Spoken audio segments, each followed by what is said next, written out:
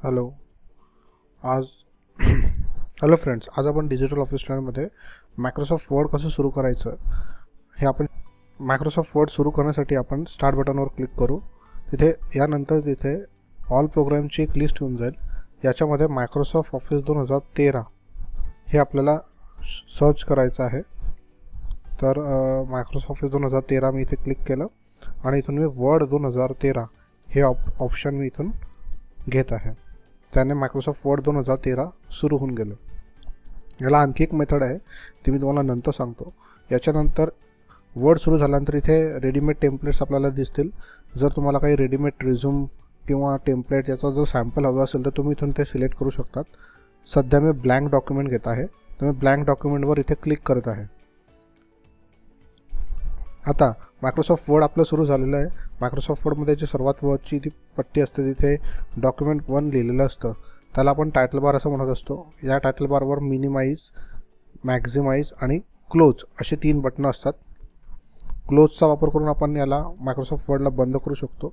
मिनिमाइजने आपण क्लिक केलं तर ते खाली येऊन जाईल, म्हणजे डेस्कटॉपला टास्क मॅनेजरवर एक मायक्रोसॉफ्ट वर्ड आपल्याला चालू दिसेल.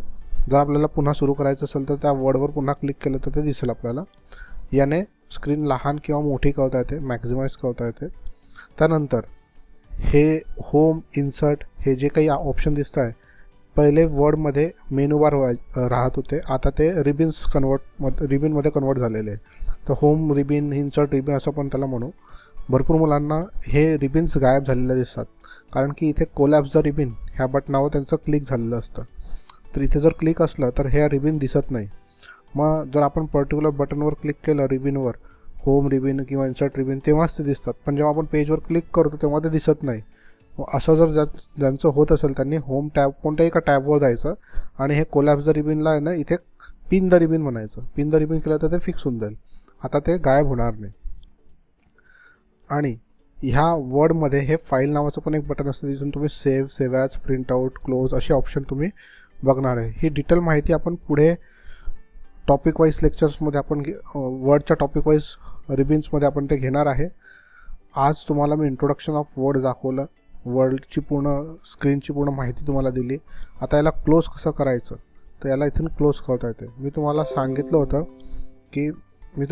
होतं की आपण वर्ड एक दुसऱ्या मेथडने पण चालू करणं शिकू. तर तुम्ही त्या सर्च बारमध्ये पण वर्ड जर टाईप केलं तर तो तुम्हाला वर्डचं ॲप्लिकेशन ओपन करता येईल इथून. तसं सर्चचा वापर करून पण तुम्ही मायक्रोसॉफ्ट वर्ड सुरू करू शकतात. थँक्यू.